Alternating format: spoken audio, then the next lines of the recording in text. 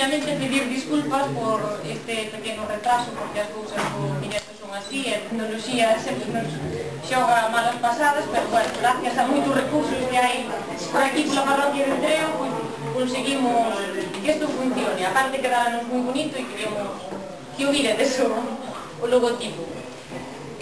Grazas por acompañarnos nesta noite tan especial, a noite da presentación da gala da candidatura do BNG a Asambleas Abertas para as eleccións municipais deste ano 2015 en Coristanco. O noso agradecemento tamén, moi especialmente, a Belén, que é a responsable do bar, o noso sitio, onde estamos agora, por prestarse para que organizásemos aquí este acto. Oxalá estas facilidades as atopáramos como debería de ser normal, por outro lado, no propio Concello, pero aínda é hoxe que o Partido Popular goberna Coristanco como se fose a súa casa particular e negounos en reiteradas veces e ocasións o uso de espazos públicos para este tipo de eventos.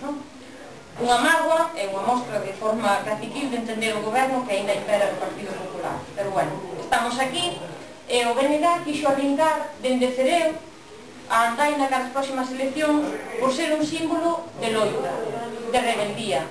Cando moita xente pensaba que nada podía cambiar, a veciñanza demostrou o contrario. Cando moita xente cría que en Coristanco nada se movía, xurdiu a forza e a coraxe que se agocha nas nosas 15 parroquias.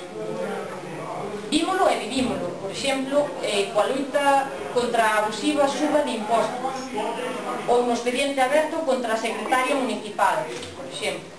Pero, sen dúbida, todo comezou aquí, nas terras de Freo, e de Valenta tamén, bueno, das que vendimos ser parte, xunto coa boa xente, sin esquecernos, de Corcoesto, onde as veciñas e veciños comezaron a loita contra a barbarie e a cobiza capitalista. El Water perdeu esta batalla. Quen gañou foi a dignidade dun pobo que non se deixa soballar, dun pobo que deixou ben claro o valor que ten a súa terra e o seu futuro. Un valor que non sempre se pode medir nin en euros nin en gramos de ouro.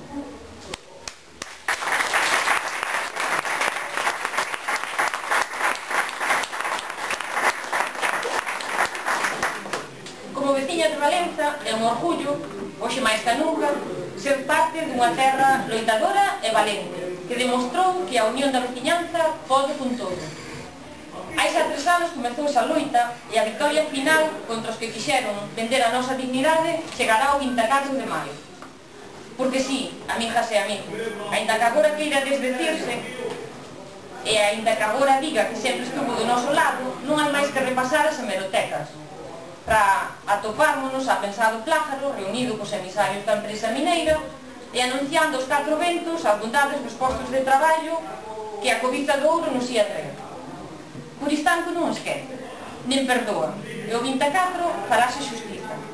Foron 4 anos de loita, de aguantar os cargos dun concello ao que querían converter nun vertedoiro de residuos contaminantes. Pero os tempos son chegados, e en menos de 60 días escribirase unha nova páxina na historia que rachará décadas de gobernos caciquís e incompetentes. E falando de xente loitadora, hoxe temos aquí as 2 mulleres loitadoras das imprescindibles para este país. A muller que vos vai falar agora é unha rapaza ben nova e xa leva máis de 2 décadas de loita, de activismo e compromiso. Dende que con 17 anos se integrara na Organización Xuvenil de Galiza Nova, da que chegou a ser responsable de organización, así como nos comités abertos de estudantes, o seu traballo foi incansable. Agora mesmo é diputada no Parlamento Galego, unha das portavoces do BNG e, dende logo, unha das voces máis autorizadas en materia de mocidade e feminismo. Por iso, ninguén mellor que ela para acompañármonos nesta data. O noso agradecemento por vir e pido un forte aplauso para a compañeira Ana Pontón.